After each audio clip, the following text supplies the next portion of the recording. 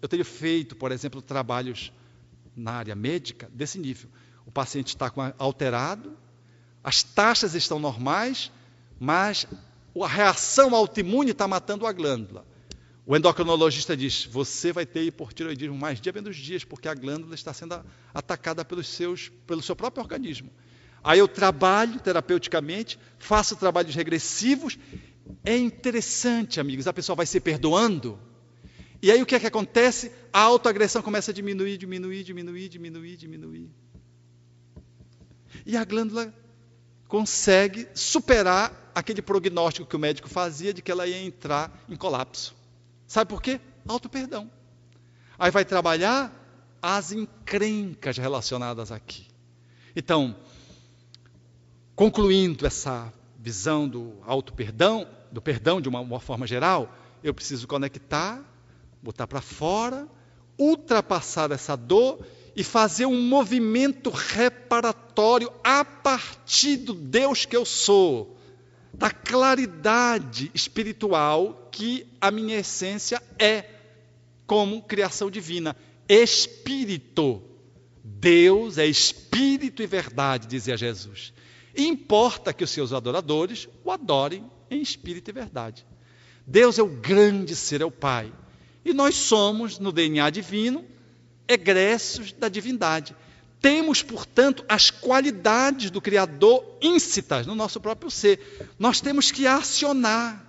Então não nos cabe atacar a mágoa e atacar a culpa, desconsiderando o potencial amoroso decorrente da nossa luz, capaz de ser mobilizado para que eu resolva a minha mágoa e a minha culpa. Em outras palavras, não basta que eu reconheça a minha dor, é preciso que eu encontre o meu dom. Não basta que eu identifique a doença, é necessário que eu destaque a saúde. Não basta que eu veja a sombra, é necessário que eu entrone a luz e a expanda. Porque é isso que vai me curar. O que me cura não é a doença. O que me cura é o reitineramento da saúde. Trabalhando a minha doença para que ela escoe as minhas dores, no nível que for, e acionando a minha saúde para que ela ocupe aquele espaço de enfermidade e de adoecimento. Esse é que é o mecanismo de cura. Infelizmente, nós não estamos disponíveis muitas vezes para fazer esse caminho. Esse é o caminho daqui, do coração, que se conclui no terceiro ato, que é o perdão nas mãos, simbolicamente.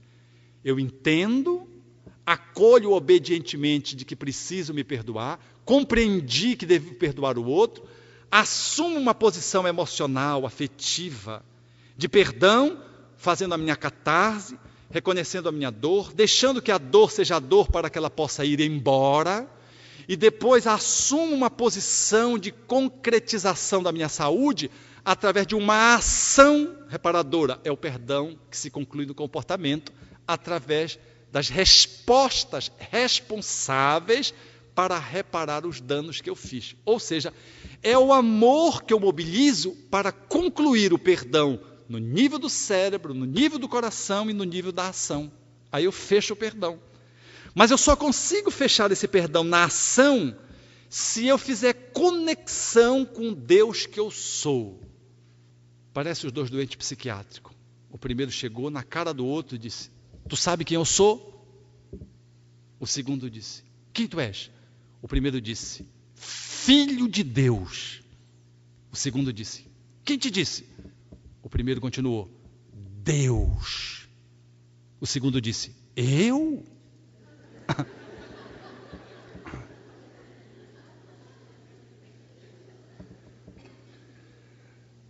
Não é nesse nível psiquiátrico. É no nível da humildade. Saber que eu sou filho do divino e que eu sou uma pessoa potencialmente divina. Que eu possa ter cometido o pior crime, ter estuprado uma criança recém-nascida. Eu tenho jeito. Deus me dá um novo corpo e me dá a oportunidade de reparar pela sua misericórdia. De que eu tenho em mim a marca do divino. Eu sou Deus com D minúsculo. E estou autorizado a ser o co-criador do amor na terra, viabilizando o perdão. Isso não é bonito, gente? Eu acho isso de uma beleza incrível, me emociono de pensar na grandiosidade do pensamento espírita, porque nenhuma psicologia tinha visto isso, salvo a partir da década de 80, a quarta força em psicologia, que é a força transpessoal, que vê o ser humano na sua transcendência e inclui a dimensão espiritual. Ela engatinha nessa direção. Mas o Espiritismo, em meados do século XIX, já nos apresentava isso. De que nós somos claridade, o que é o Espírito, na questão 88 do Livro dos Espíritos, a Allan Kardec. E os Espíritos responderam, Allan Kardec aos Espíritos, e os Espíritos responderam, é um clarão, é uma centelha, nós somos luz. Nós temos amor intrínseco, é por isso que Pedro dizia assim, que acima de tudo, experimentais intensamente o amor, porque só o amor cobre a multidão dos pecados, diz a epístola, literalmente. Quer dizer, acima de tudo está o amor, e intensamente vivamos o amor, porque o amor cobre a multidão dos erros. Então o Espiritismo não é a doutrina da punição, não é a doutrina da mutilação, não é a doutrina do que eu tenho que experimentar a dor até o fim. Eu posso, resgatando o ser luminoso que sou, atualizando o meu potencial amoroso, viabilizar o perdão e virar o jogo. Na fala de Emmanuel, quando diz que entre o mal que eu faço e as consequências de dor que se manifestam no final, eu tenho um tempo. E a dor só chega quando o amor não chega primeiro. Olha que coisa linda do Emmanuel. A dor, ela só pune-me quando o amor não foi capaz de me reeducar. Porque se o amor chegar antes, eu não preciso da dor. Eu não preciso ser abortado, não preciso ter câncer, não preciso morrer, não precisa ninguém me matar. Basta que eu faça o bem. Se eu faço bem, eu não preciso viver a pena de talião. Eu posso reverter. Se eu me ajusto e me reconcilio com o adversário enquanto estou a caminho com ele, eu não precisarei ser encerrado na prisão, numa nova encarnação, tendo um olho arrancado, um membro arrancado. Porque pela minha rebeldia, eu venho cerceado da minha liberdade para poder aprender a lei de amar, vivendo a dor de uma limitação.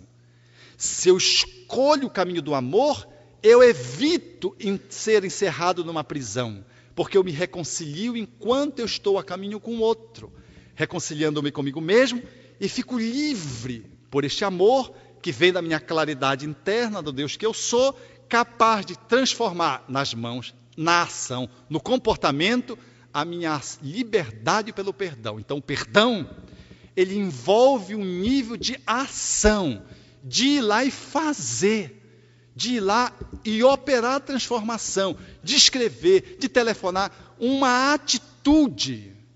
A visão do perdão, à luz do pensamento espírita, ele envolve, portanto, uma interação comportamental, uma experiência amorosa que vai banindo toda a treva e que vai deixando que essa dor que está em mim se escoe de modo tal que ela se manifeste precariamente, porque eu não preciso dela para aprender, porque me decidi a reverter o jogo pelo amor, assumindo uma postura